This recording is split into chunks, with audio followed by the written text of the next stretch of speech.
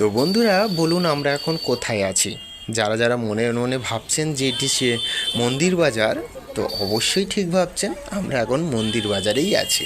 তো আমরা মন্দির বাজারে শিব মন্দিরের উদ্দেশ্যে রওনা দিয়েছি। তো এই দক্ষিণ চব্বিশ পরগনায় তো আমরাও এই দক্ষিণ চব্বিশ পরগনারই বাসিন্দা। তো এই দক্ষিণ চব্বিশ পরগনা একটা ছোট নয়, অনেকটা বড় জেলা। তো এই দক্ষিণ চব্বিশ পরগনার মধ্যে অনেক প্রাচীন শিব মন্দির রয়েছে। তো এই প্রাচীন শিব মন্দিরগুলির মধ্যে এই মন্দির বাজারের শিব মন্দির কিন্তু একটি অন্যতম শিব মন্দির। অনেকেই চেনেন এই মন্দির বাজারের শিব মন্দিরকে নিয়ে। তো খুবই বিখ্যাত এবং খুবই নাম। তো এই মন্দির নির্মাণ করেছিলেন তৎকালীন জমিদার চৌধুরী পরিবারের লোকজনেরা। তখন যে জমিদার পরিবারের চৌধুরী পরিবার ছিলেন, ওনারা মিলেই কিন্তু এটি তৈরি করেছিলেন এই মন্দিরটি।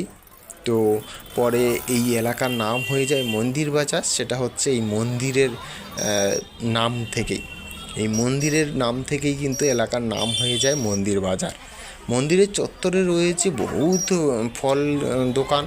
তো অবশ্যই আপনারা গেলে দেখতে পারবেন যে ফল দোকান বহুত রয়েছে, এবং তার মন্দিরের ঠিক পাশেই একটি বিশাল আকার পুকুর রয়েছে, প্রচুর বড়, অনেকটা বড় পুকুর রয়েছে। তো এই বর্তমানে জমিদারি প্রথা না থাকার ফলে সমস্তটাই দেখভাল করেন মন্দিরের দায়িত্বে থাকা সমস্ত ব্যক্তিরা। তো প্রশাসনের পক্ষ থেকে কিন্তু এমনটাই জানানো হয়েছে যে যে কোনো সমস্যা বা যে কোনো পরিস্থিতি মোকাবেলার জন্য তারা ব্যবস্থা রেখেছেন, তারা দেখভাল করছেন, নজর রেখেছেন। তো তারা অবশ্যই দেখভাল করছেন।